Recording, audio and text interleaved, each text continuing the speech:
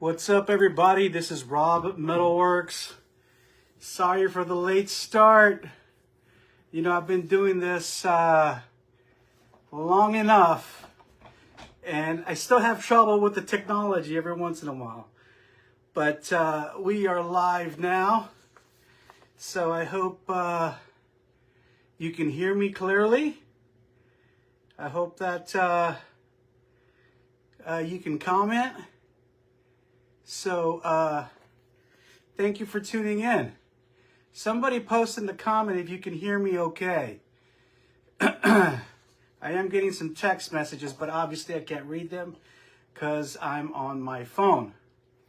So, let me know if you can hear me okay. So that way we can get started. It's 7:37. We're going to wait a little bit more to see who's going to join on. I know it's Saturday night. People are out there having a good old time. I know there's a killer ass show tonight at the Studio 210 that I'm going to be visiting later tonight, hopefully, if I'm not too bogged down from our chat right now. Hey, Doug, how's it going? Good. I'm glad. Thank you, Doug. You always come through for me. But thank you for tuning in. And we're going to wait about 2 more minutes, and then I'm going to get started because definitely have lots to cover with this year's year in review for 2025. So let's just chill for a little bit, grab yourself a cold drink, and get ready for some good feedback on what we did this year here at Rob's MetalWorks. Hope everyone's having a good night.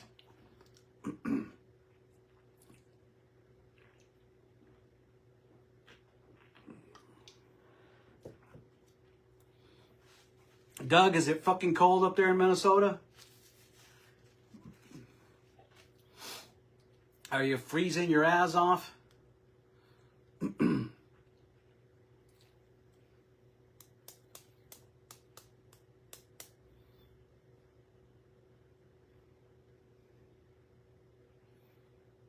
We're going to wait a couple of more minutes. We'll see how tonight goes.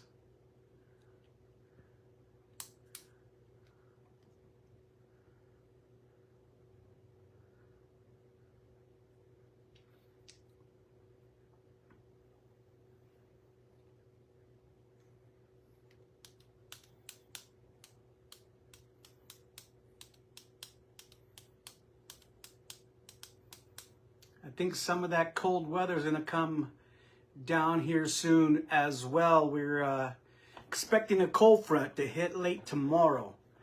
And I can't wait. It's been a little too warm for my liking at this time of the year, but hopefully it's going to hit us soon. I want to wear my freaking hoodie, man.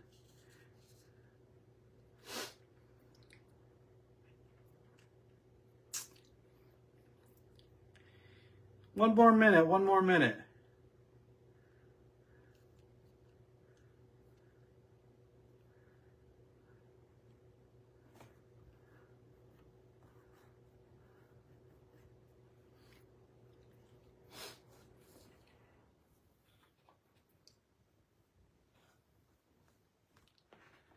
Oh. All right, it's 7:40. Let's go ahead and get started. I got a few people watching.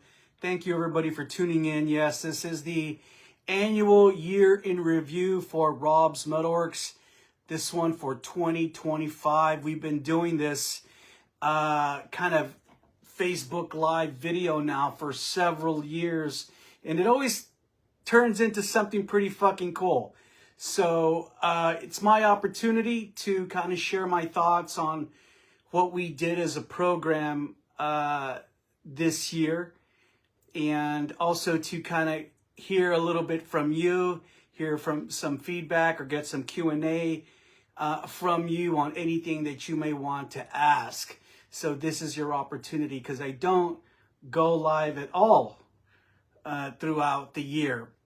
But like I said, we've been doing this now for a few years, and I think it's important to share and provide a lot of the insight maybe that people don't get to hear about, and all the things that we do. And you know, I call Rob's Metalworks a program, you know, and sometimes I grin when people call us a podcast, because we're not a podcast, right?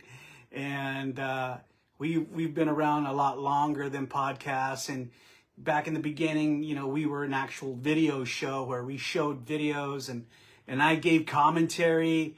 And the live video and the interviews were like the meat and potatoes of what we did. Of course, you know, with social media and the advent of digital. And so, of course, we've had to transition and make changes about the way that we delivered our work. But nonetheless, you know, we are still doing what we love to do, and that is supporting metal, interviewing musicians, our favorite musicians, both national and regional, and, you know, talking about records and supporting music. And we've continued to do that for almost 30 years. So we'll talk a little bit about that near the end. But I always like to start off talking about the interview work that we did. Again, the interview work is at the heart of what we do. And really, that's the favorite component of what we do, you know. And I've been so fortunate that throughout our history, because of our longevity and the things that we've done, you know, most bands that interview with us here from Texas oblige us and come to the Rob's Metalworks studio, which is next door. And it's really cool because we get to interview in a controlled environment, and, you know, we have bands and musicians here in our home studio, and we get to, you know, really engage and talk about music and about what the band is doing. And then of course partake in all the wonderful treats that we have, you know, and all the wonderful drinks that we enjoy, and really kind of build a strong rapport. And that's what I like to do. So all the bands that came to visit us this year, I'll share a little bit about that. And but it's a wonderful and beautiful thing. And as you know, we also do go out to venues here in San Antonio and conduct interviews there when there's a touring act that we want to support. But this year was a great year for us. We stayed pretty freaking busy. Thank you, Luis. I appreciate it.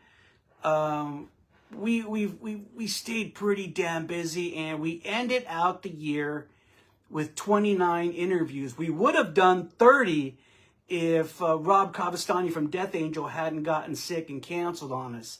But we ended out with 29, and even at 29, that's still pretty average for us on a good note. You know, historically we might do close to 40, but you have to remember this year we didn't do any festival work. So last year, the crew and I did the Big Texas Metal Fest. Remember that? That was in Austin. And then I think the year before that, Matt Lauterbach was doing his Memorial Day Metal Fest, and we would go do that. So when we work these festivals, we'll do at least 10 interviews in one day. So without that kind of opportunity, our number was a little lower. But nonetheless, we did 29 interviews, and I felt really, really happy with all the interview work that we did. So let's get started. I'm going to talk a little bit about each interview and provide you my feelings on these bands. So the first interview that we did was on January 8th with a local San Antonio band called A-Mob. A-Mob is really a two-piece band, and their guitar player, Jeremy Vela, is somebody that I've known about for quite some time. He used to play in a band called Remanon back in the day. And I always loved that dude's playing because it's so unorthodox. You know, he is a heavy metal guitarist, but he's really diverse in what he does, incorporating all different kinds of styles and techniques and song structures. And this guy, he's really not afraid to put himself out there musically. So he started a brand new band a few years back called A-Mob. I don't know what the name means, but it's something that you won't forget. And those guys have released some singles. They released an EP, and I really enjoyed what they do, and I wanted to get them on the show and talk about them and share, because I know there's a lot of people who like different types of metal, and these guys definitely fall in between there. So they came over to the studio, gave us a great interview. It was a good way to start out the year. What's up, Zombie King? I love you guys too, and I'm going to talk about you later on, so stay tuned. Stay tuned. The second interview we did was with a rock and roll, a heavy rock and roll band from here in San Antonio called Rebel Angels. And those guys are a brand new band, really in the vein of Guns N' Roses, really delivering that real rock and roll swagger with some heavy rock bluesy guitars and the wonderful, wonderful voice of vocalist Mauricio Adan, who is from San Antonio and who I've known for many, many years too. And it's great to see that guy kind of develop into what he's done today. And so I've been privy to their music and the things that they're doing thanks to the band. And when we interviewed those guys, they came over here, and it started out kind of really calm and cool.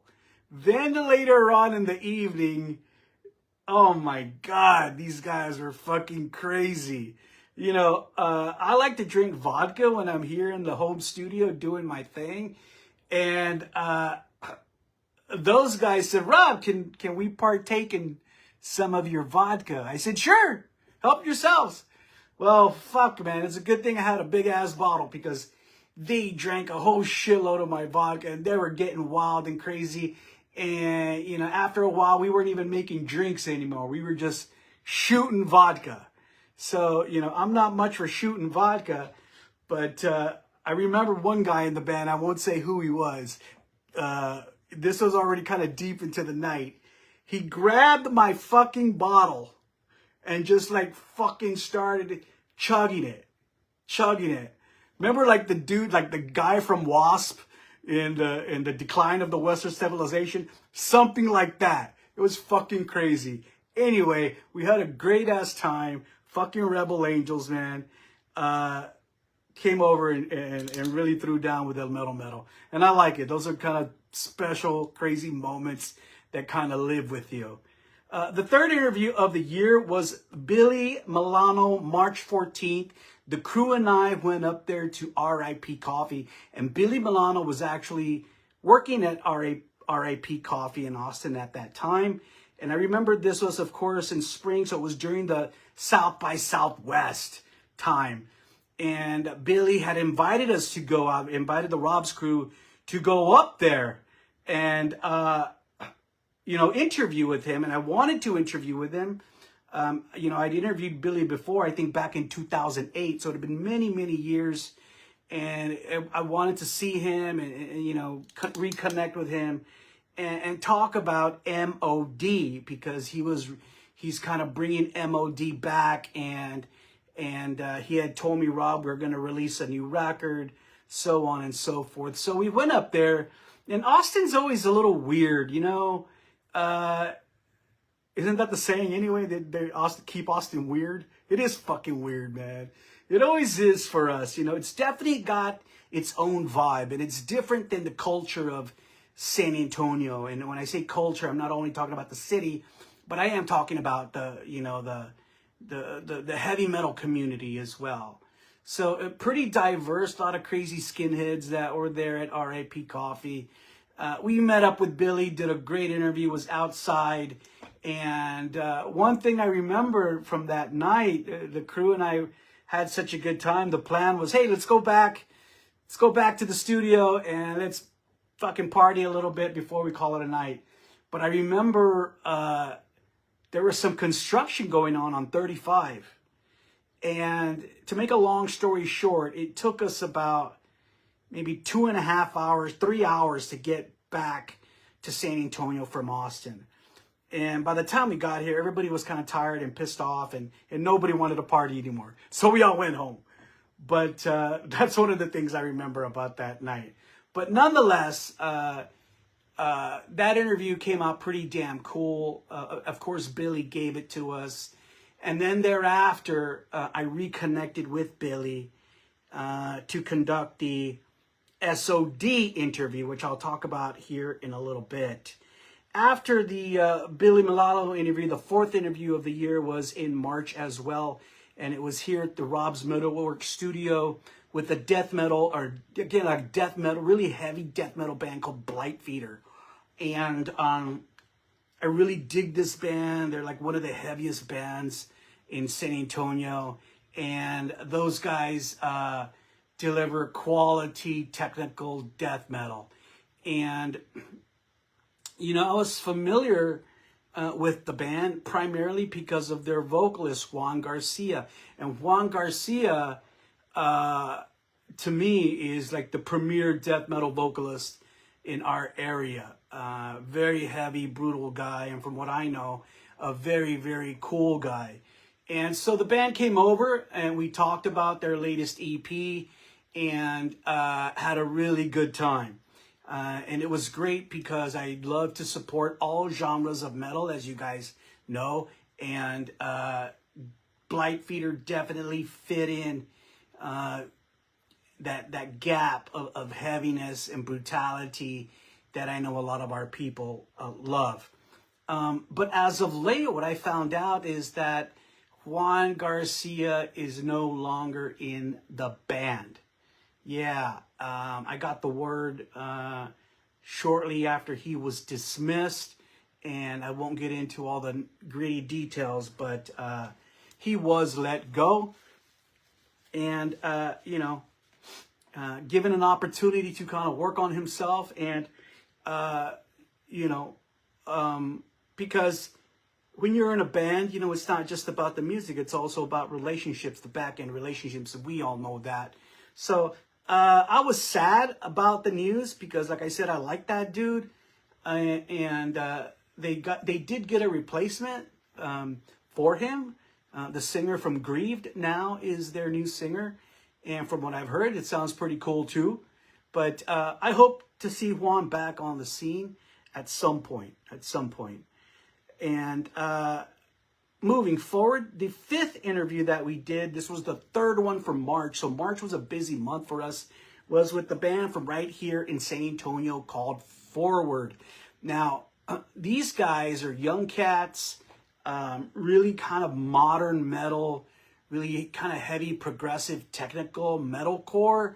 And I remember I was not familiar with the band Forward until they crashed my barbecue party at the end of 2024, when we had the barbecue for Julian Cruz. I remember I was having a conversation, and then these guys like pulled me to the side, and then Julian said, "Oh, these are the dudes from Forward," and I didn't know who the fuck they were, but I said hi to them, and they were like, "Rob, we're gonna have a record coming out early next year." So they were talking about early 25, and I was like, "Yeah, man, fucking get it to me, shoot it to you, I'll check it out." And that was it. I didn't know anything about them, no previous relationship at all. But when their record did come out, I did receive it, and I was blown away by it. Really, these guys are so kind of deep in what they do with regards to providing a whole array of sonic landscape in their metal. I remember their record was called Anthologies, and when I heard it, I had to hear it about, 4 or 5 times to really grasp everything that was going on with it. But nonetheless, you may remember that they did make the top 10 with that record, which I'll talk more about later. But I was really blown away by it. And in fact, I was contacted by their singer, Andy, just a couple of weeks ago. He says, "Rob, we got a new record coming out again at the beginning of the year." So I look forward to hearing new music from Forward. And if you're not familiar with that band, go ahead and keep your eyes and ears open for them.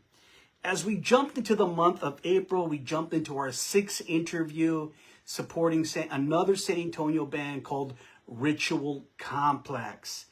And Ritual Complex is a band that's been around now for a couple of years. And most notably, their guitar player, Sonny Uresti, who some of you may recall used to be in a band called Ammo for My Arsenal, is really kind of leading the charge with this band. And I've always had a good relationship with that guy, and he's always kind of kept me abreast of what is going on with Ritual Complex. He'll send me singles and roughs of what's coming down the pike. And I've always really liked what they're doing. It's really heavy, modern, riff-oriented metal, kind of really groovy stuff. And they have a young vocalist who I believe is Sonny's brother-in-law, if my memory serves me correctly, who has one hell of a ripping, roaring voice, man. Kind of reminds me of young Danny from Upon a Burning Body. And this kid is great, and he's a great addition to the group. And I remember I wanted to interview them because they had already released a small string of singles, and I had really enjoyed them, so they brought them over. I brought them over, and we interviewed, and we had a really, really good time. Those guys I'll talk about more in a little bit because they have a brand new full-length record that's going to drop at the beginning of next year. So probably by the end of January, it might be out, or February. I'm not sure. It is a self-titled record. I already have a copy of it, and it's wonderful. And I think that 2026 is going to be a big, big year for Ritual Complex. So you might see them back on the show next year or in early 27. All right, moving on was the second interview with Billy Milano on April the 19th. And of course, as you recall, this interview focused on SOD. And I'm going to share something with you that a lot of people don't know, unless you're part of my inner circle, about how this interview came to be. And ironically, for some of you who keep up with us on Facebook, you know that I'm doing like the countdown, the top 5 interviews of 2025. And today I announced number 2, which was the Gary Holt. Tomorrow I will announce the number 1 interview, and obviously it is the Billy Milano interview with regards to SOD. And I remember the way that this interview came out, remember, we had just interviewed Billy back in March. So like a month earlier, we had gone to Austin to interview with Billy. Then what happened is a few weeks later, I got a call from Billy, a phone call. And Billy said, Rob, and I don't know what brought this on in his life, but he says, Rob, I'm ready to talk about SOD, and I'm ready to lay it all on the fucking line, man. And he goes, and I'm choosing you and Rob's MetalWorks to be the medium by which to share all of my information with. And a lot of it's not going to be nice. And he said this, and I kid you not, he said, do you have the balls to do it? And I was like, fuck yeah, let's do it, man. And, that's how it began. And so I remember the day arrived, and the date was April 19th. So Billy comes over, and before he came over, he says, Rob, can I bring my dogs? Because Billy loves dogs. I don't know if you know this or not, for all you people who don't know Billy Milano. He loves his fucking dogs, right? And I said, yeah, you can bring the dogs, but they can't come in my house, because, Billy's dogs are big. And I have a lot of nice things, and I didn't want him to fuck up my stuff. I said, you can put them in the garage or in the backyard or whatever. And he says, okay, I'm bringing my dogs. So he shows up, and the dogs are in the backyard, and we wanted to host Billy in a very nice way. So you know, we cooked up some lunch for him, and he ate lunch, and he enjoyed it thoroughly. And then he shared the brand new, he shared tracks from the brand new MOD record with us, which I thought was really cool. And these were just straight instrumental, okay? Straight instrumental tracks. There was no vocals. And while he was playing the tracks, he's actually singing the fucking vocals for us right there at the dining room table, which was like cool and freaky. It was cool. I wish we would have videotaped it, but we didn't. But it was really cool. And that's how I got the first taste of the brand new MOD record, which is going to be fucking killer. Mark my words, it will be killer. So we went upstairs, we did the interview, and for many of you people who know about that interview, it pretty much went fucking viral. I mean, it went fucking viral. There was like, hey, Sonny, what's up? I just finished talking about you. And it accumulated on YouTube like 35,000 views, and then it got yanked off YouTube. And the reason, there's a lot of people, I remember when it got yanked off YouTube, I had to cut 14 seconds out of the interview. And then I reposted it. And so many people that said, oh, why did you have to yank the interview? Or what was in the interview that was a problem? Well, what happened was, first of all, let me tell you what happened. When that interview came out, it was so controversial because Billy not only said a lot of things about Charlie Benante and Scotty, and which from Anthrax, which I knew was coming. I knew that was coming. But what I didn't know was coming was a lot of the litigation and conversation that he shared, and a lot of his disgruntledness with people in the New York metal scene, in the industry of the New York metal scene. And some of these people were publicists, like Johnny Zazula and Marcia Zazula, who have long histories on the East Coast in Jersey. Some of you may recall who those people are. They're the ones who funded the recording of Kill 'Em All from Metallica. And then Billy also said some horrible things about the current owner of Megaforce Records. This lady named Melissa Colazzo, I believe. And there were some things he said in the interview about, horrible things that I don't want to repeat. But anyway, when that came out, I left it uncut. And when it came out, I got a couple of phone calls from people in the East Coast. In fact, Alyssa Colazzo called me, and we had some choice words. And then I got another phone call requesting that I remove the interview from social media. And of course, I declined.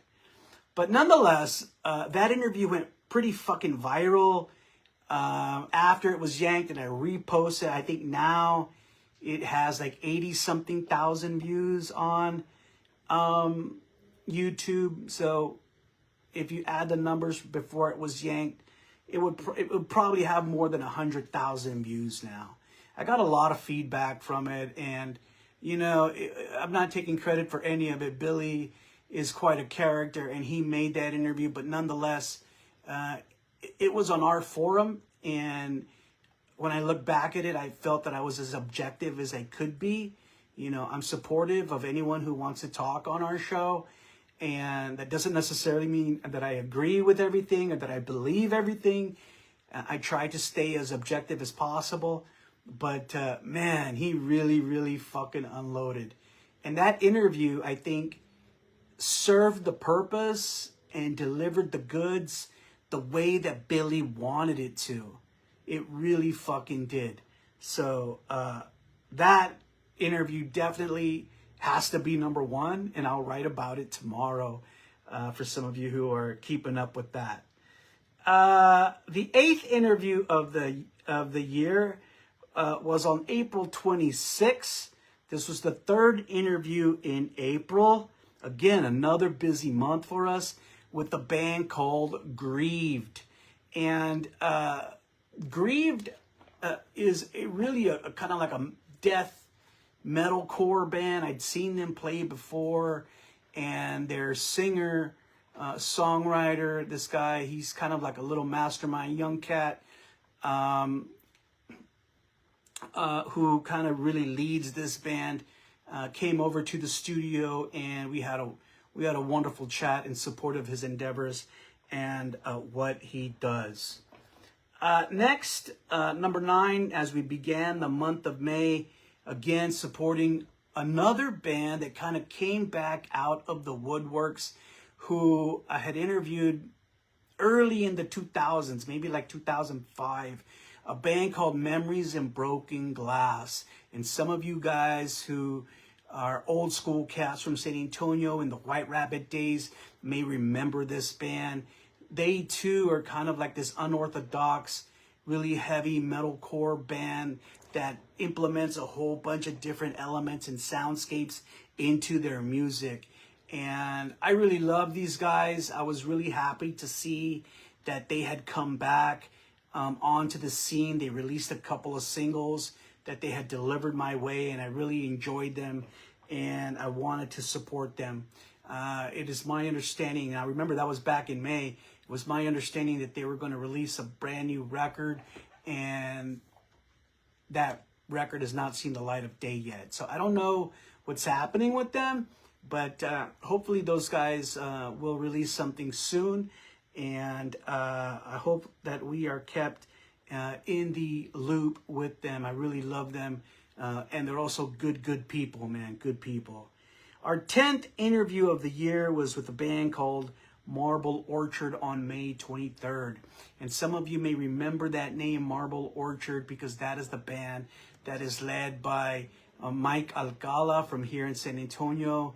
He does a couple of other things, but it seems now that Marble Orchard has really gained a lot of momentum. And I knew that this band would, because initially when I heard about Marble Orchard, when their debut record came out,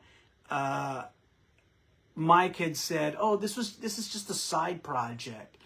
Now, with the release of their sophomore record called Ruminations of Ruin, Mike is more vested in this band, and he's seeing that this band is getting more attention, more momentum than any of the other bands that he's doing, and I think that's why he's kind of focusing on it. In fact, their sophomore record really kicks ass. For some of you who dig kind of like that old school doom, typo negative type of metal, that's what it is.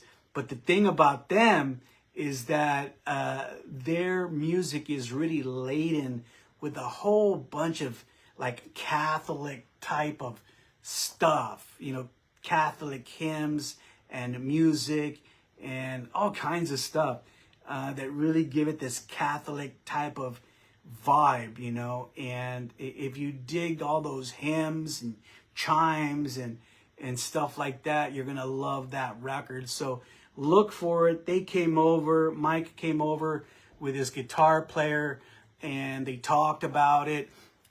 I don't know what's going on here, but I hope I'm not losing power. But anyway, they came over, they talked about it. We had a good time, drank a lot of drinks, and good things are continuing to happen for them. In fact, I heard that they're going to play Hell's Heroes next year in 26. So that's kind of a big thing here in Texas for them to play an event like that. So I'm happy that they're doing it. That was our 10th interview of the year. And we were, as we broke into June, we welcomed, thank you, Doug, thank you, because my video is going dark over here on my phone and I'm not sure why, but thank you. Let me know if there's any problems. Our 11th interview, and I talked about this interview, I wrote about this interview a couple days ago, the interview with Cerebral Desecration. Cerebral Desecration came over and talked about their brand new EP called Empty Black. And man, those guys came over, and the whole band came over, all 5 members of the band came over, and they came over with all kinds of goodies and liquor, and they wanted to make the most of their time with the Rob's crew, and sure enough, they did. Man, we had a killer time, good chats, and good information. Shared a lot of brotherly. Not sure what's happening, but it never fucking fails, man. Anyway, so we had a really good time with Cerebral Desecration. And I hope that those guys continue their momentum. Definitely, they love what they do, and they love supporting heavy metal. In fact, they have a show tonight at Studio 210. I'm gonna try to make it out. Let's see how I feel after this interview, after this segment.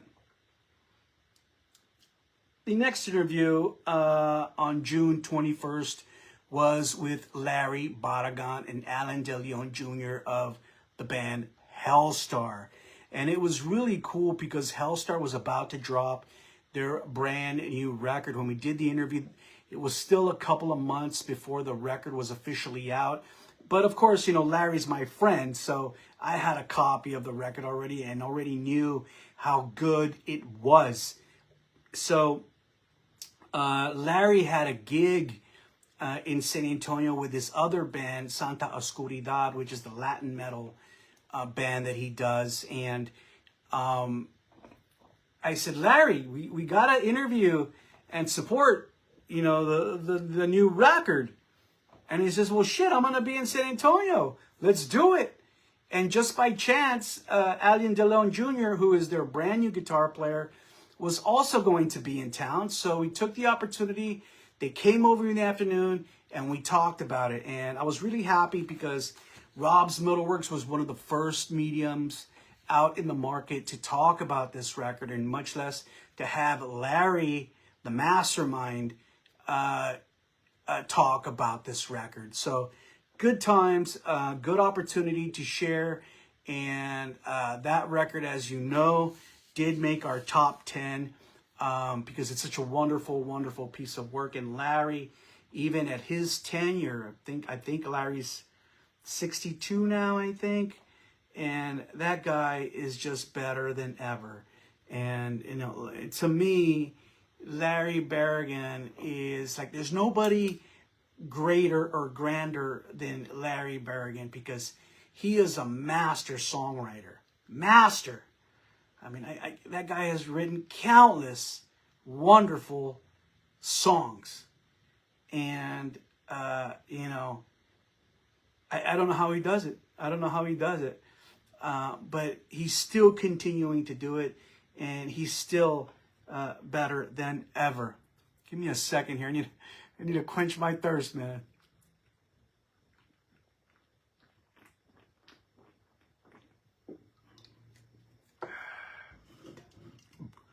So that was interview number 12.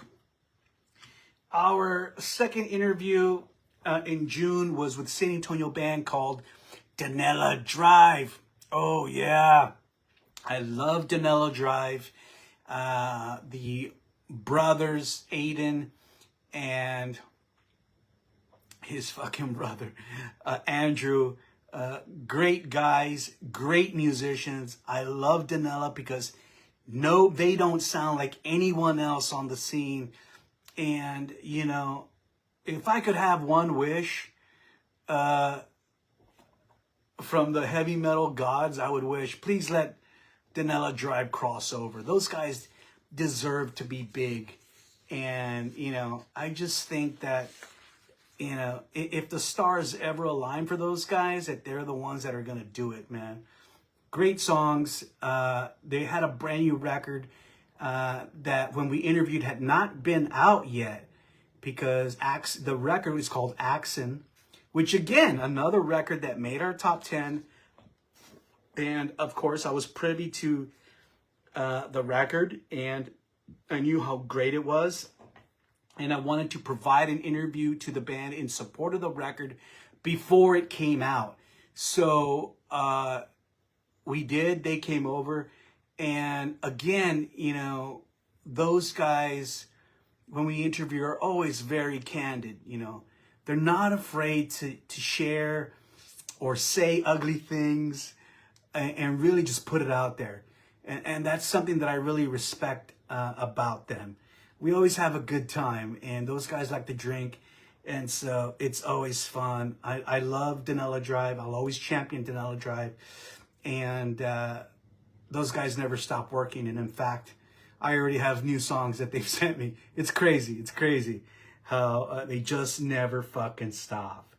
And, you know, as you can see, we're on the 12th interview of the year, and all but one interview was here in the Rob studio. The only one that we haven't done in the studio was when we went to Austin to interview Billy Milano for MOD. So all the other 11 interviews were here in the home studio. And slowly but surely, you're going to see a little transition happening as the crew did a lot of work out on the street, just like we used to do it, man, back in the old days. So, moving on, and the first one of these interviews was with a deathcore band called Escuela Drive. We are already in July 11th. We went to the Rock Box, and we did 2 interviews on July 11th. The first one was with Escuela Drive, and this band from upstate New York is a band that I had been wanting to interview for a long, long time. And I remember sometimes we would schedule the interview, then they would cancel their show, or we had tried to schedule the interview and then it just never got confirmed. But there was always some kind of fucking snafu that would happen. And then finally,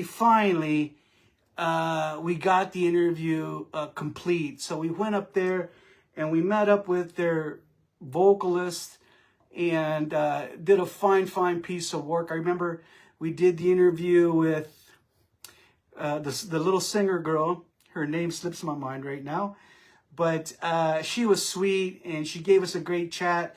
And I remember we wrapped up the interview like 1 minute before she had to go on stage. It was really cool how it worked out. Then later that day, our 15th interview was with Blake Ibanez from the band called Fugitive.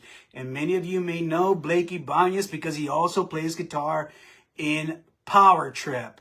Yes, Blake Ibanez is one of those guys who I feel is going to be a future legend in the Texas metal scene. As kind of the old guys fade out and the new guys come in, he has already begun to establish himself with many recordings and that he's done with, of course, Power Trip, but now with Fugitive. So whenever we chat with him, it's always very cool. He's a very timid guy, so sometimes you got to pull stuff out of him, but he knows this now. He has a little rapport with us now, so he gives us a great interview every time.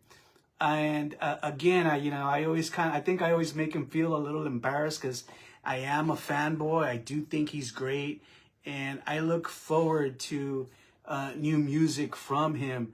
And again, I think if he continues to work hard and stay focused, that Fugitive and his future are bright, man. So yeah, did 2 interviews at the Rock Box. The 16th interview that we did was with a band called Heaven Below. That was on July 17th, and we went out to Fitzgerald's to do that interview. Yes, we interviewed Nikki Strickland, and my boy Patrick of Heaven Below to talk about their brand new record called The Majestic 12. And some of you who are keeping up with us on Facebook know that I just gave that record number 2 in our top 10 of 2025. The Majestic 12 is such a wonderful, wonderful piece of work. If you love music and you really listen to music, and you listen to that record, there are so many different elements about that record that I just absolutely love. And right off the bat, you just realize that there is a plethora of guitars on that record. So many different types of guitars on that record that Patrick plays. Patrick also does some really wonderful singing, and the songs are fucking solid, bro. Every one of these songs on this record has its own identity, and that's what I love about it. So I remember him and Nikki Stringfield, who is his wife, technically, were playing an acoustic show at Fitzgerald's, and I recall correct. If I recall correctly, they played one song from the Majestic 12, but the other songs were kind of like covers and stuff like that. But nonetheless, after they finished, we did an interview to talk about the record. So if you haven't seen that, be sure to look for it and check it out. The interview came out cool. We're right there in front of the club, kind of old school underground style, but great piece of work. It's always great to catch up with Patrick Kennison because he is such a wonderful talent. And a little side note for some of you people who may not know, Patrick is originally from San Antonio. And he was a member of, a member and a big part of the Union Underground and the success of the Union Underground. So I have a lot of love and respect for Patrick. And I messaged him after I announced their number 2 spot. I messaged him and I said, dude, I love the record, but how the fuck are you going to top it? That's the one thing that sucks. One of the things that sucks, you know, when you put out a great record, you have to work twice as hard to release something better. I don't know how he's going to do it. All right, number 17. Number 17, we're still in the month of July. And July was a busy month. I'm looking at the schedule here. So July 11th, Escuela Grind. July 11th, Fugitive. July 17th, Heaven Below. July 25th, here at the Rob Studio, we welcome the band called Dawn of Existence. Now, Dawn of Existence is a brand new band, kind of in the vein of black metal. What's up, Jerry? In the vein of, what's up, Joel? In the vein of kind of like Behemoth and stuff like that. Abath, Immortal, kind of stuff like that. Really speedy, doomy, fucking black metal stuff, man. And I remember those guys had already been out on the scene for a little bit, had released their record, and I can't quite recall how I became privy to the record. But sooner or later, it crossed my path. And after I heard it, I was like sold on it, man. I thought it was really well done. And then when I heard that they got a record deal and that they had reissued the record, because the deal that they got was with a Swedish label. And, you know, that even blew my mind even more, because if you're an American black metal band, and then you get signed by a Swedish black metal label, who the fuck knows black metal better than a Swedish label? So that said a whole lot about this band and about the recognition that they were getting from all around the world. So I knew I wanted to work with them and support them and share them with our audience. And they came over. They are a duo. and they never played any shows before, and they were just kind of like a recorded kind of entity, and we got all the scoop. Now they are playing shows. They have a band that they put together, so I'm happy about that. But I look forward to what these guys are going to do next. That was Dawn of Existence on July 25th. Then we had 2 more interviews on July 26th and on July 27th. So that's 1, 2, 3, 4, 5, 6. We did 6 interviews in the month of July. Fucking crazy. But sometimes that's just how the schedule happens. And the 5th interview of the month on July 26th was with my bro, Brian Eckerman. And some of you who are watching the top 10 saw that I gave Brian Eckerman number 4 on our top 10. His record called The Fall of Heaven was a wonderful, wonderful piece of work. And so we were really happy to have him come over. We've interviewed Brian many, many times because everything that he fucking puts out, it's great. And I'm just a fan of it. And, you know, I often refer to him as the mastermind because he really is. You know, he writes everything, guitars, vocals, he produces everything, he engineers everything, he does his own art. I mean, he does everything. He doesn't need anybody. It's crazy. But on top of all of that, the music that he's putting out is top notch. It's top quality, progressive, melodic death metal, and I fucking love it. And The Fall of Heaven was a wonderful, wonderful piece of work. And so he came over, we sat down one-on-one, and we did this really cool interview. And so I was happy about that. Really happy about that. We had a good time. We fed him some food, and he left here pretty fucking happy. Then the very next day, I remember July 27th, right? July 27th, yes, was our interview with Rob Machete. And that was, remember, the interview with Brian was on Saturday night. And then the interview with Rob Machete was on Sunday afternoon. And again, that's just the way the schedule worked out. And for some of you who may be scratching your head and saying, who's Rob Machete? Rob Machete is now he is the bass player for MOD. Okay, but Rob Machete has a long history in the metal scene from the East Coast. And initially, when I met Rob Machete was back in the late 90s when he was playing guitar with Propane. So Rob's been in and out of many different bands. And this past year, he released a solo record. And I remember he had sent it to me along with some other care package stuff. And I thought his solo record was wonderful. And it was great. And in the solo record, he kind of pulled like a Wolfgang Van Halen. He did everything, the drums, the guitars, the vocals. He did everything on it. And so I thought it was really cool.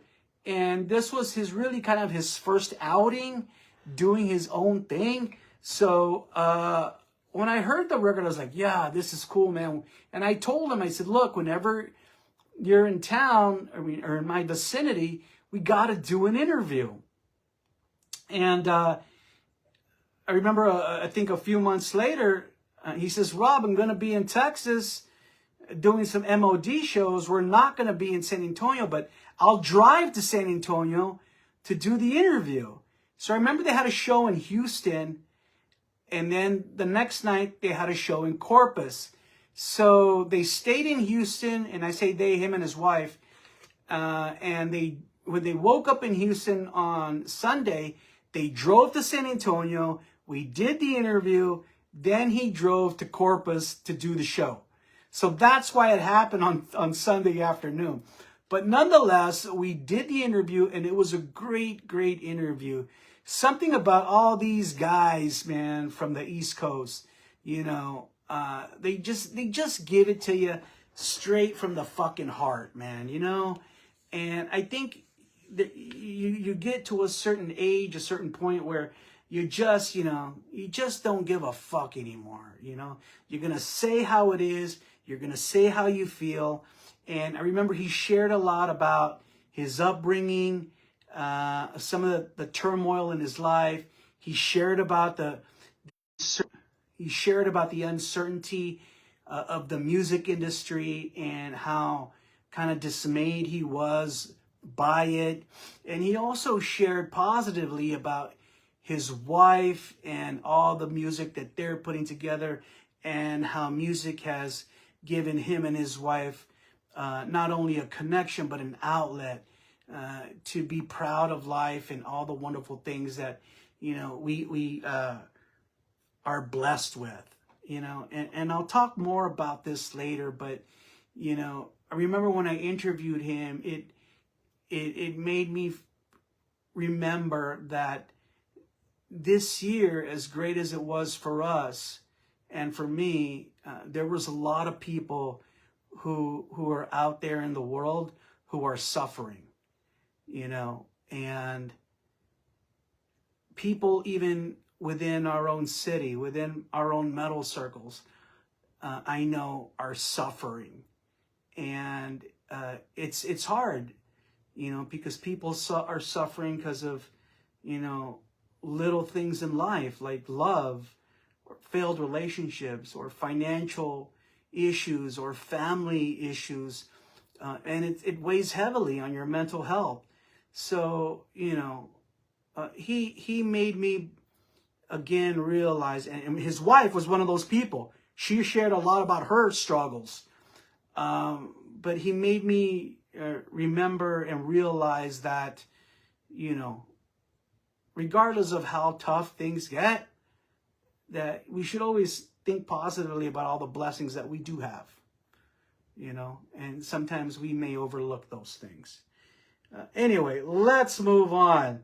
After the 6 interviews in fucking July, we finally broke into the month of August. On August 2nd, we interviewed legendary veteran band from here in San Antonio called Wicked Angel. And oh man, we had such a good time with those fucking guys. Ernest Chavarria came over, their drummer, and Roland, their guitar player, came over, and so did some of their entourage. And man, we had a good old time. And you're gonna have a good fucking time when Ernest Chavarria comes over to your house and he has a suitcase with him, a small suitcase like this, that you travel with. And so he walks into my house with this suitcase, and I said, Ernest, what's that? And he goes, oh, I brought you something. And I said, okay. And I didn't know what to expect. And so he opens up he puts it on my table, he opens the suitcase up, and he pulls out these 2 big, plastic bags. And I can see that the bags have stuff in them. And so he opens the bags and he pours them out on my table. And there are dozens upon dozens of little vodka and whiskey shooters. Like this big. A whole shitload of them. And I'm like, oh my gosh. And I said, this is for me? He says, yeah, they're for you. I brought them so we can drink them. And whatever we don't drink, you can have. And I'm like, Ernest, where did you get all this stuff? And then Ernest says, I'm a flight attendant. I have bukus of these. And I'm like, great. Bring some every time you come over. So anyway, when somebody rolls into your house with that kind of gift, it's going to be a good night. And we did have a good night. And I remember their friend Mike brought me cigars, and they gave us a great interview. We talked a lot about the history of San Antonio metal. Now, when I say history, I'm talking about like the 80s. These guys were playing shows in the fucking 80s. That's how old they are. And they're still doing it. And they released a record this year called The Battle for Evil. And I gave that record number 9 on our top 10. So old school, they haven't changed a bit. It was produced by Larry Barragan, so it sounded good, which I was really, really happy about and worried about. Because sometimes these old cats, they don't keep up with the times and the technology, but they sure did in connecting with Larry. So I was happy about that.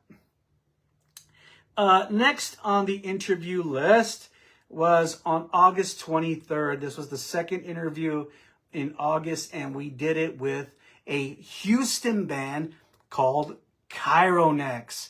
Now, guys, I'm going to talk a little bit about Chironex now, and you'll probably hear me bring them up later on. These guys, I was totally kind of not in the know about them. I had heard their name. I knew they were friends with the Cerebral Desecration guys. And one day I checked my mail and I got a package in the mail, and it's the Chironex CD, The Crucible of Brutal Opposition.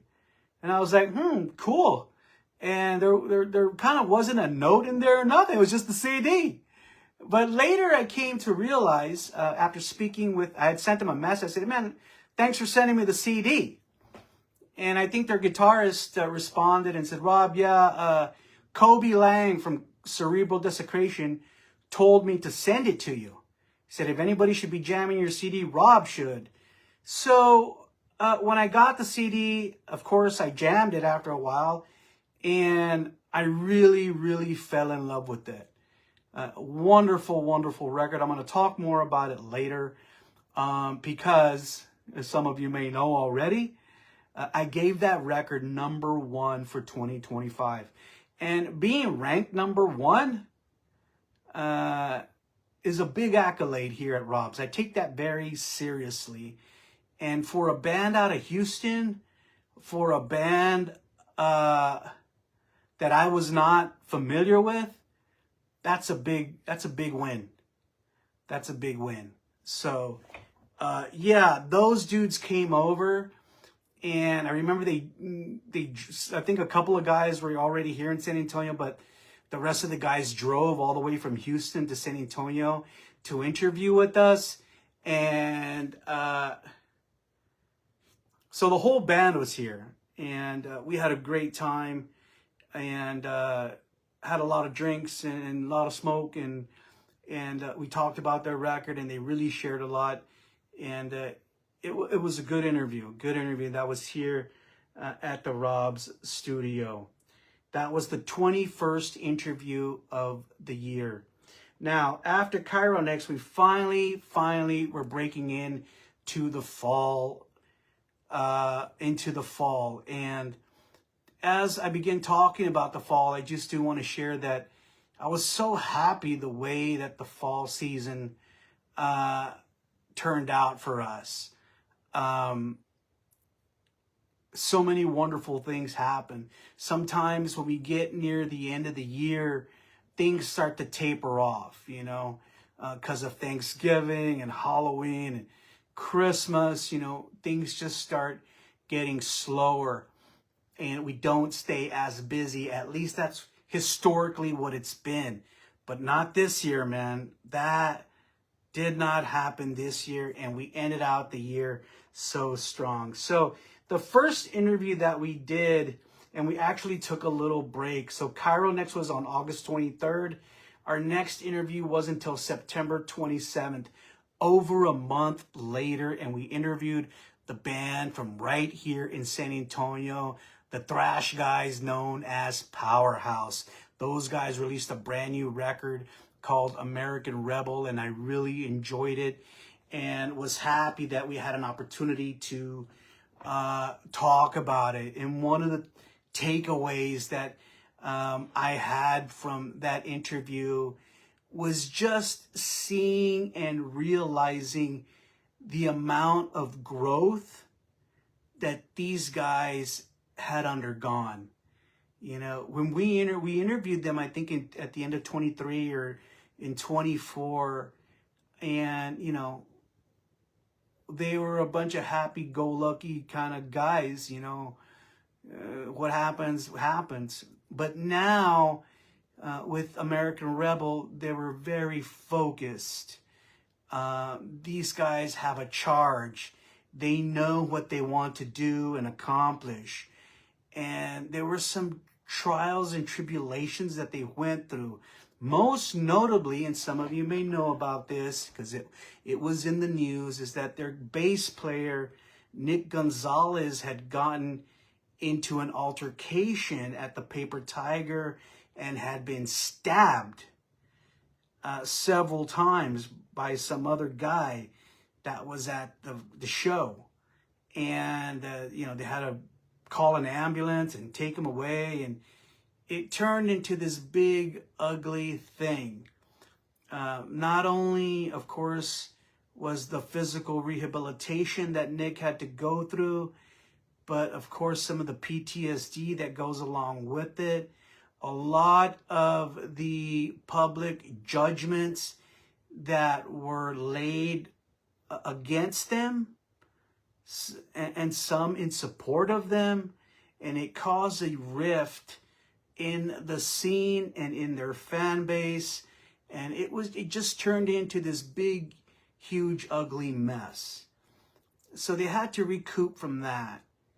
Then their vocalist and the kind of like their man in charge was going to be a father and be a family man. So I was really happy about that. So there was just so many things in life going on.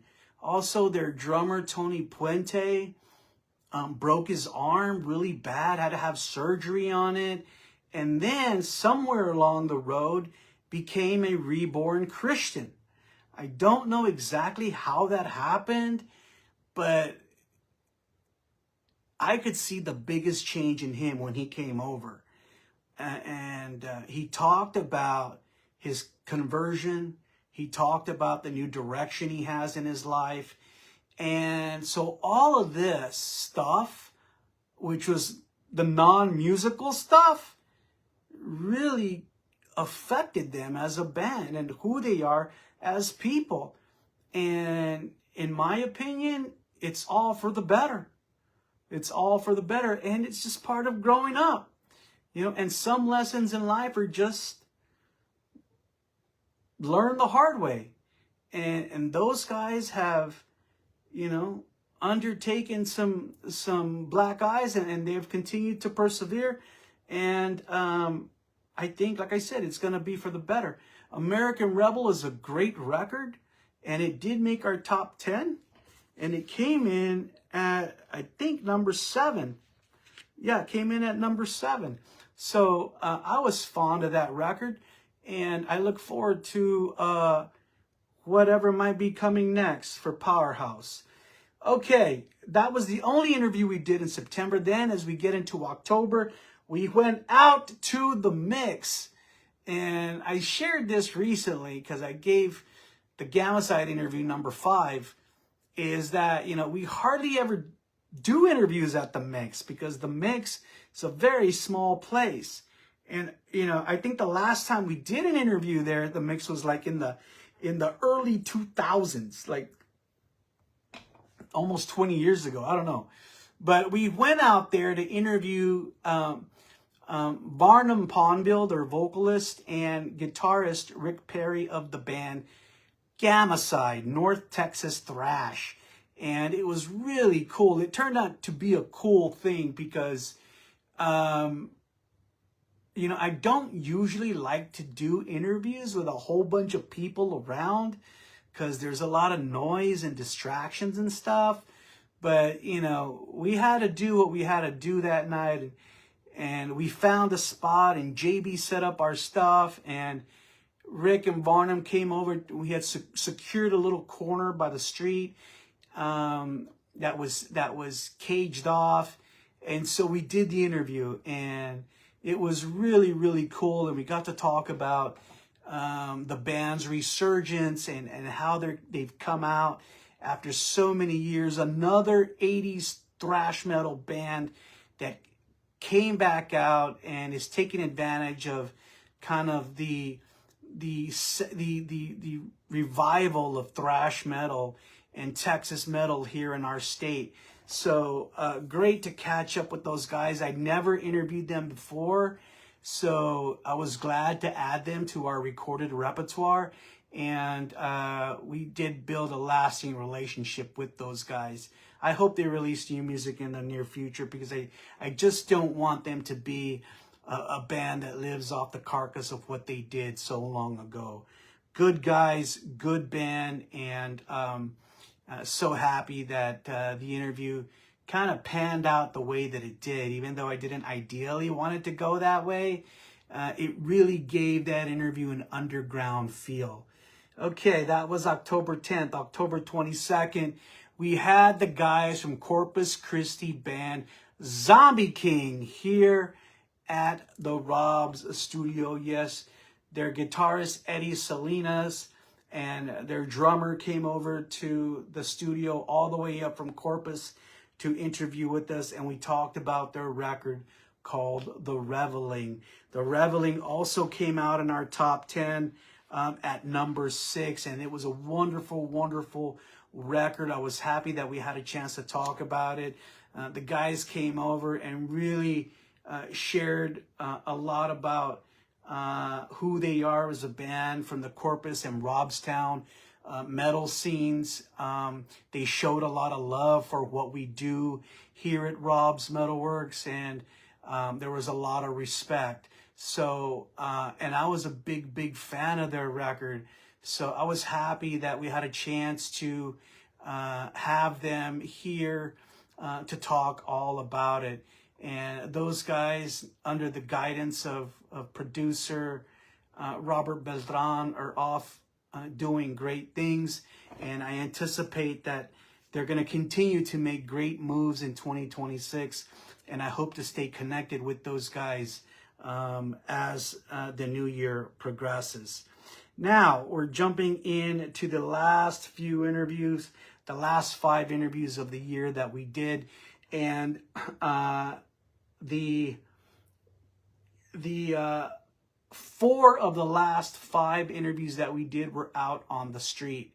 So on November 15th, we went to the Rock Box to interview New Orleans band called Brat. And a lot of people out there may not be familiar with Brat. They have this really vibrant and vivacious female vocalist. And, you know, she comes out and she's dancing around and singing very brutally. And people love it, and they've garnished a huge fan base. They released their first full-length record. I think it was in early 24. And so it's called Social Disgrace, and have done really, really well for themselves. I first heard about Brat when I interviewed Kirk from Crowbar, because obviously they are from the same scene. But so happy that we got to interview them. We did it right behind the Rock Box on the street. Good stuff. What's up, Daniel? Thanks for watching, man. Next, we went to the Henry B. Gonzalez Convention Center the very next day to interview thrash legend Gary Holt of Exodus and Slayer. Oh my God, I cannot tell you how excited and stoked the Rob's crew was to do that interview. We had been waiting for it because it was scheduled way in advance. And I want to give thank you to Joel from Retro City for hooking us up with that interview. And him and his staff were very cordial and accommodating to the Rob's crew that day. But it was a beautiful, beautiful thing the way that it panned out. And I gave that interview number 2 in the top 5. I wrote a lot about it today. In fact, it was this morning I wrote about it. So if you haven't read that review of why we gave it number 2, be sure to look for that on our Facebook page. But Gary gave us a great interview. And, you know, he knew that we were fans.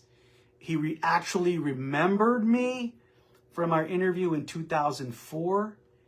And so he knew that we'd been supporters for a long time. But the Gary that I interviewed in 2004 was still the raging, crazy Gary, you know.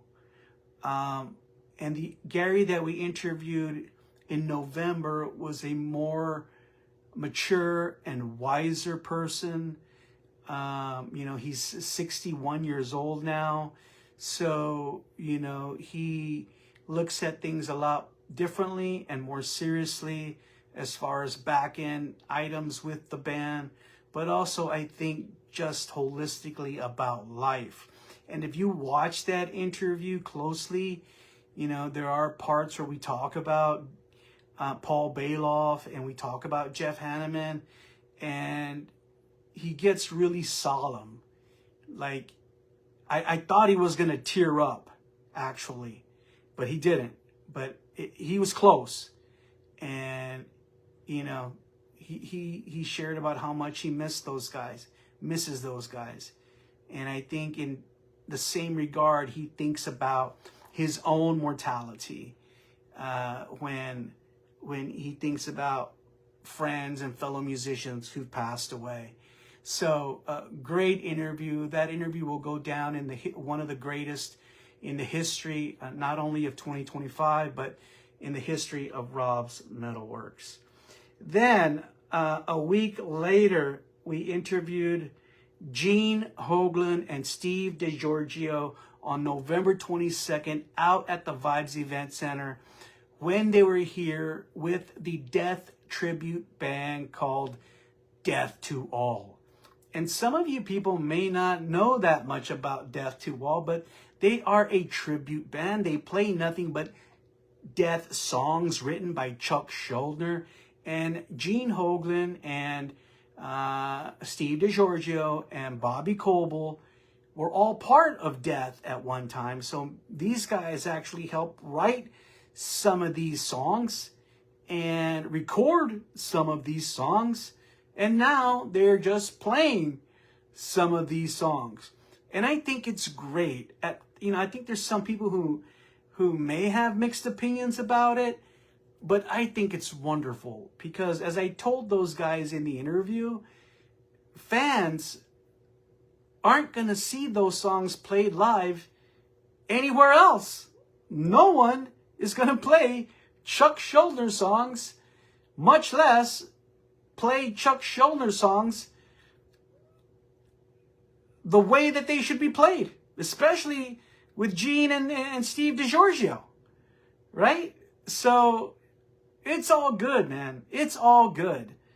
And I remember when we got to the venue, the tour manager, he takes us into the green room and he says, okay, Rob, start setting up. I'm going to go get the guys. And they walk in, and the first thing I fucking noticed, if you watch the interview, these guys are fucking tall. I'm 5'10" and a half, and Steve DiGiorgio must be like 6'4", and Gene Hoglan is probably about 6'4". They're way taller than I am. It was kind of funny, and I remember before we started the interview, I even told them, I said, man, I'm used to interviewing dudes who are like shorter than me.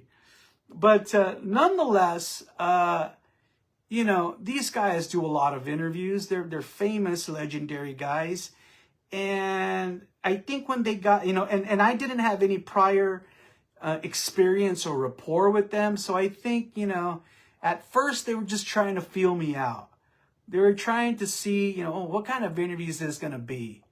Does this guy know what he's talking about? Is he going to articulate well? And by the end of the interview, things were all good.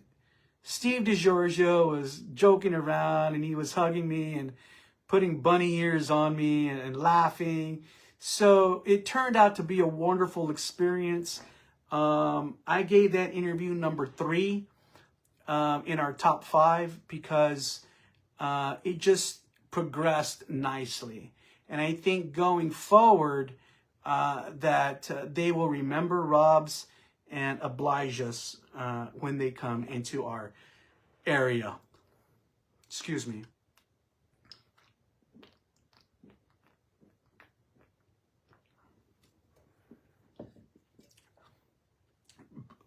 Our 28th interview of the year was at the beginning of December with a band, a San Antonio band too, that had been on hiatus and made their way back, the band called Memory of a Melody.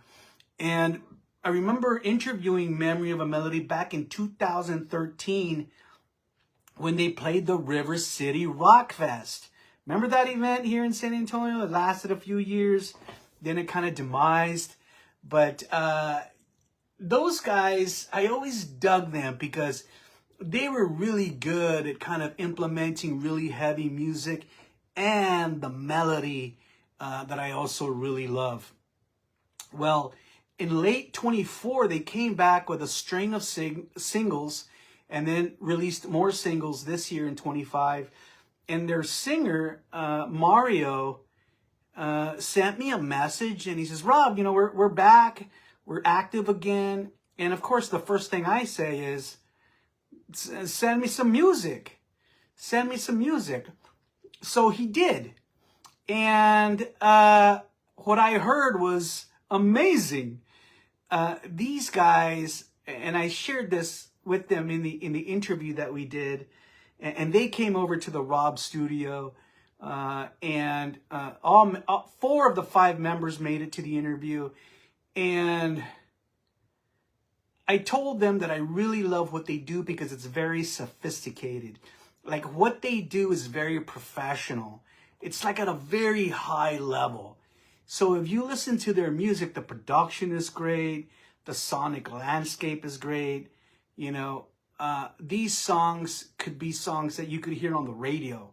And I think that's what I love about it. As much as I love brutality and rawness and underground metal, I also love music that can be very finessed and very high quality and very polished. I like that stuff too.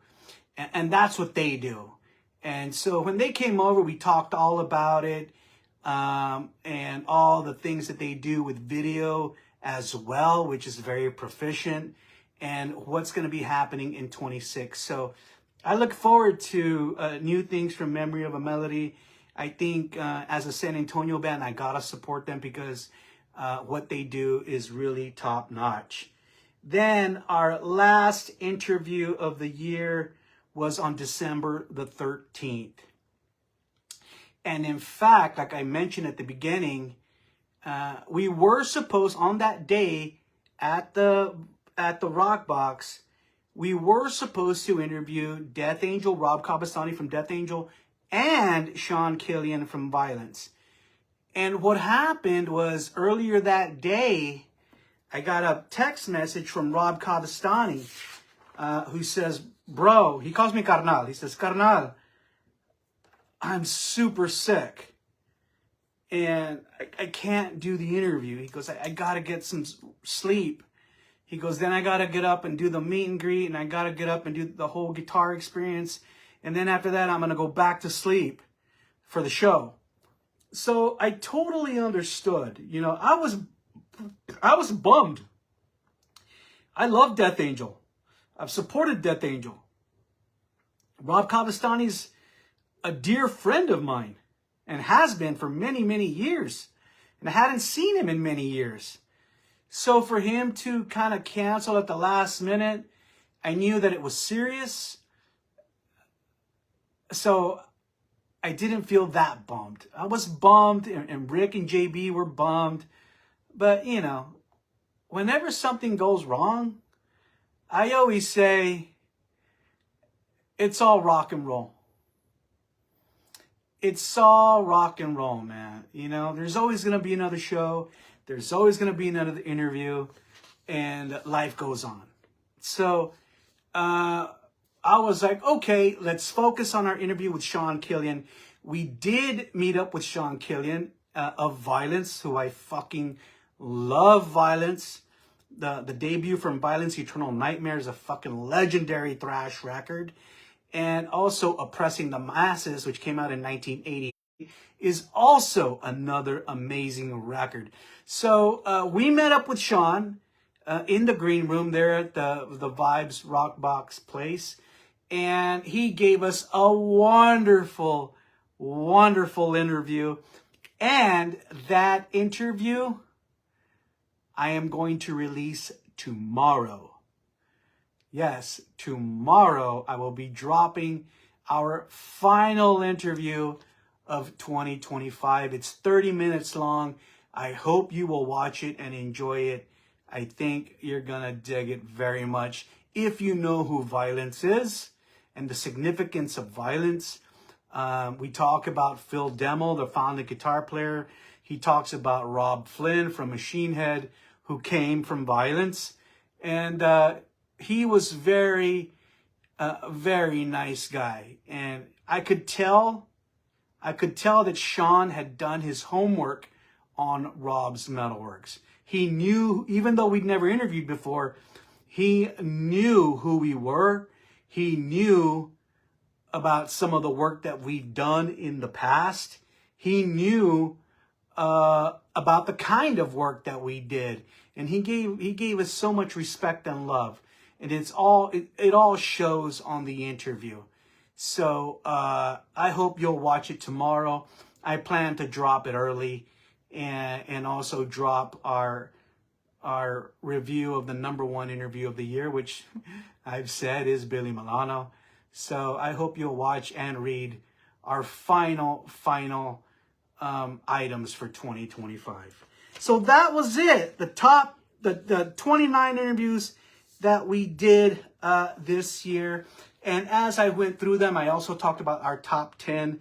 So let me regurgitate the top 10 metal releases of 2025. Number 10 was Forward Anthologies. Number 9, Wicked Angel, The Battle for Evil. Number 8, Cerebral Desecration, Empty Black. Number 7, Powerhouse, American Rebel. Number 6, from Corpus, Zombie King and their record called The Reveling. Number 5, Danella Drive and their record called Axon.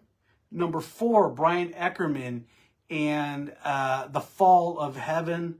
Number 3, Hellstar, The Devil's Masquerade. Number 2, Heaven Below, The Majestic 12. And number 1 record of the year here at Rob's MetalWorks, Chironex, The Crucible of Brutal Opposition. Be sure to, if you don't know some of those records, be sure to go to our Facebook page and look up the review that I did for each single one of those records as I announced their place on the top 10. Even more so, be sure to watch the interview that we did in support of that record to get the insight that you need. All right, now as we end out, just a couple of other things that I want to chat about. Now, 2026 is fast upon us, right? And I think the biggest thing that we have to talk about, or that I want to share about, is that in June, Rob's MetalWorks will turn 30 years old. And I kind of have mixed emotions about it. You know, I'm happy that we've been able to persevere and find the fortitude to continue for 30 years. It's been a long time, and it's been a lot of work. And if you go through our Facebook or our YouTube, you know, you can see the breadth of our work there. The other night, in fact, the night of the Violence Death Angel, December 13th, I had an opportunity to hang out with an old friend of mine, this guy named Carlo Campbell. And, you know, we're pre-gaming. We're having some drinks. And Carlo, I give Carlo a sticker and one of these buttons, the 30-year buttons. If anybody wants one of these buttons, DM us, I'll send you one. And Carlo says, Rob, 30 years, huh? And I'm like, yeah. And he said to me, he asked me a question. He said, Rob, what do you love the most about what you've done or accomplished in the last 30 years? What do you remember most? What do you value the most? And I contemplated it for a second. And my answer was, and it's pretty simple. I said, I love that our reputation precedes us. I love that our reputation precedes us. Meaning that I love that Rob's MetalWorks can go anywhere and people know about us. People respect us. People let us do what we want to do. Okay? And I'm talking about at venues, you know, at shows, with promoters, with owners. People show us a lot of respect. And that also crosses over into the industry too. A lot of the publicists across the country know Rob's, you know, and they give us what we want. You know, they will accommodate our requests for tickets or who we want to interview or photo passes. You know, we're very obliged because they already know who we are. They know the quality of work that we do. And they know that we're legit. And they know that I've probably been around longer than they have. So that's what I love the most. A lot of our hard work we've already done. And we, at this point, we get to enjoy the fruits of our labor by having that ease of transmission, you know, wherever we go. And then on top of that, all the love that we get from the fans and the respect that we get from the fans. You know, I can't tell you, at the Death Angel show, I had so many people come up to me and say, Rob, you know, can we take a picture or, you know, can I have a sticker? Or, you know, I've been watching you for so long. I remember you from Public Access and all this stuff. And it's wonderful. It's wonderful. It's a great thing. So I'm happy about that. And I look forward to continuing that in 2026. The big question is now, how much more can we give? You know, I'll turn 55 in February, and Rob's will turn 30 in June. And I've contemplated, I know many of you guys who followed us for many years have heard me talk about retirement. It's still something that I think about. But it's hard for me to swallow that after coming off such a wonderful, wonderful 2025.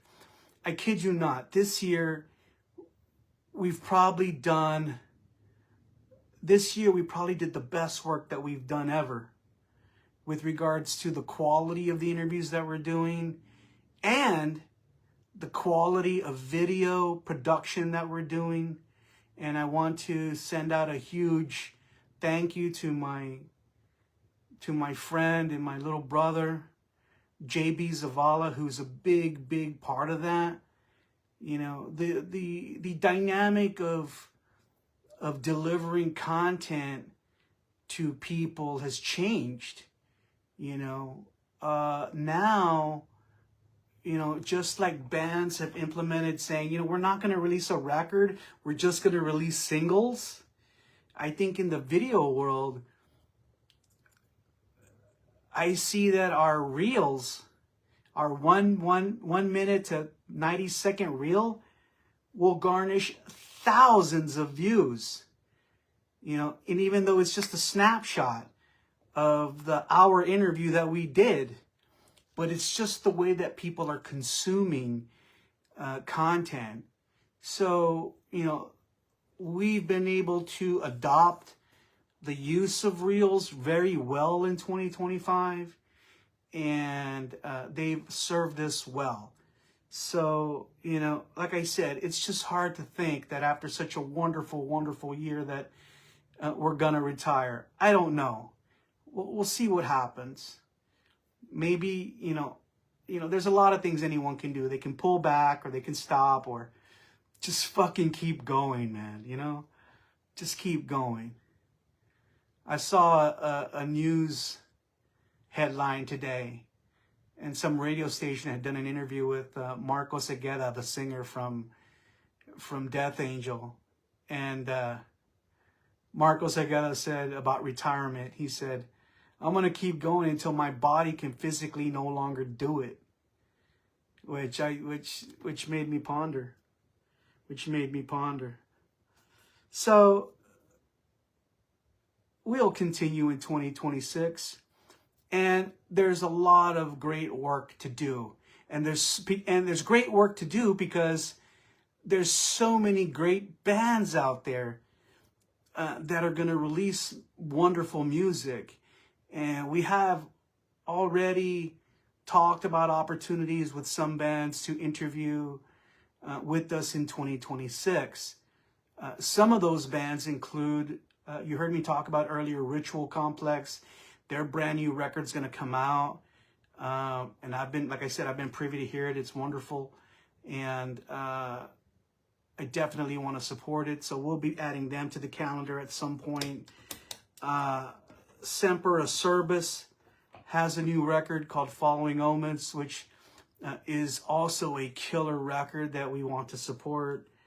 Another San Antonio local band, a Christian band called Becoming Sons, is going to drop a new record, and they've sent it to me, and I like it.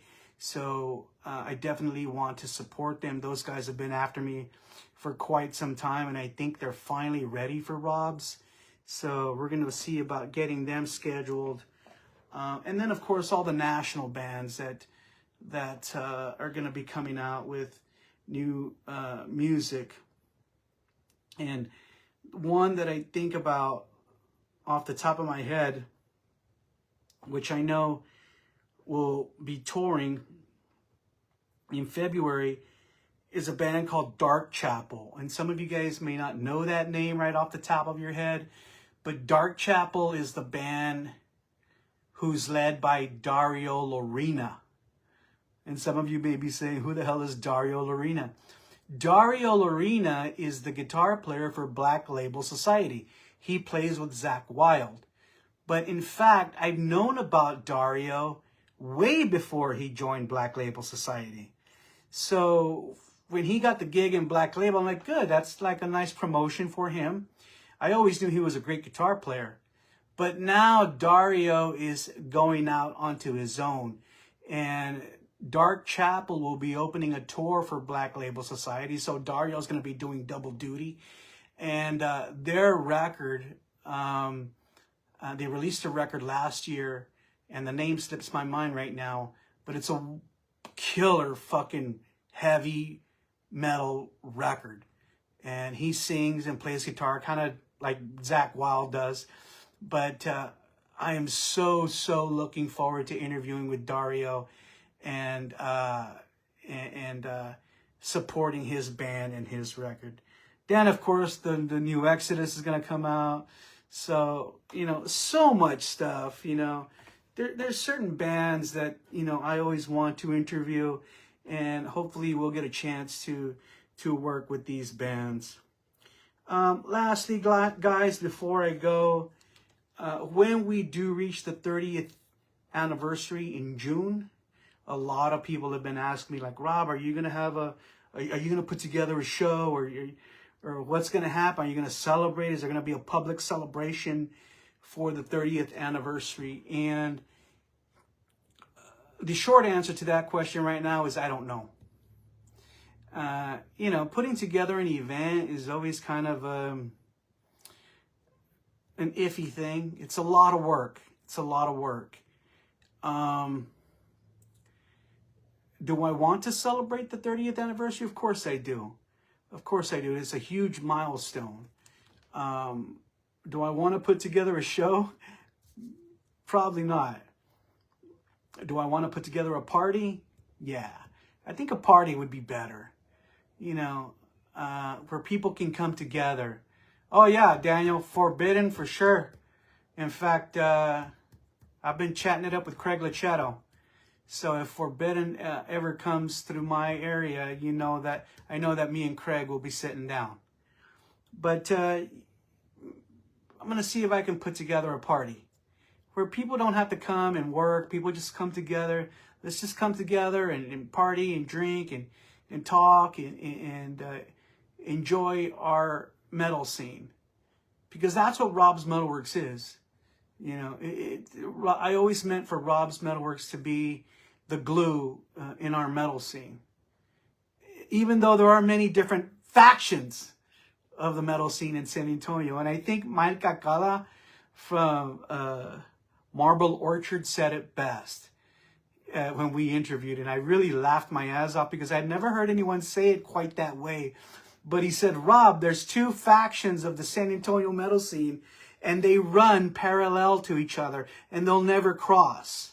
And that's kind of true. You know, there's kind of true. There's a metal scene that's really gritty. And I think that's the part of the scene that Michael Gala's from. And then there's the other part of the metal scene that's more kind of mainstream and still underground, but still kind of mainstream and a little bit more polished. But, you know, I've interviewed bands from both sides, and we're all good people. So I hope that if I do have a party, that everybody from both sides will come and enjoy. And one last thing before I leave, I want to send out a huge thank you to my crew. You know, who I could not do Rob's Metalworks without. My cousin Rick Sanchez, who's been my videographer for, I don't know how long, 15 years. I want to thank JB, my photographer and video editor, who's been with me for 15 years. These guys have stuck with me through thick and thin, and have continued to work and support and work really hard. You know, JB edits all of our photos. He creates the reels. He does the master edit on the final cut of the interview before I do my thing. And I can't even imagine the amount of hours he puts in behind the desk so that we can deliver the content that we need to deliver. I also want to send out thanks to my girl, Julie, who's always been there to support me and helps me host people when they come, and making them feel at home while I'm jibber-jabbering. And without her support, I couldn't do it either. It's a group effort, and it's one that when people come over and they partake in our work, and they partake in our hospitality, it's something that really hits home with them. And one of the goals whenever we have that opportunity is to build relationships, you know, and that is what we want to do. You know, we want to build relationships with people because that's what life's about. You know, when it's all said and done, you know, sure, it was about the great rock show and about the great music, but it was also about the connection that we made with people. And that's what I want people to walk away with.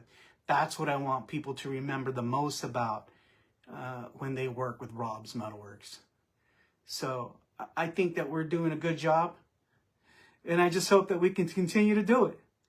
Continue to do it. So I want to thank everybody, of course, all of you, the fans who've watched Rob's MetalWorks for who knows how long. I want to thank you especially who supported us this year in 2025. It was a wonderful year, a busy year, a year that we really had to dig deep, but definitely well worth the ride. And all the work that we did, I always tell my boys, all the work that we do, we just immortalize who we are. We add to the legend of Rob's with everything that we do, and we're still doing it. So I'm thankful for that. I want to thank the universal power up above for continuing to bless me and my people with good health so that we can continue to work and so that we can continue to fulfill the passions that help us live fruitful lives. And that's all that we can ask for.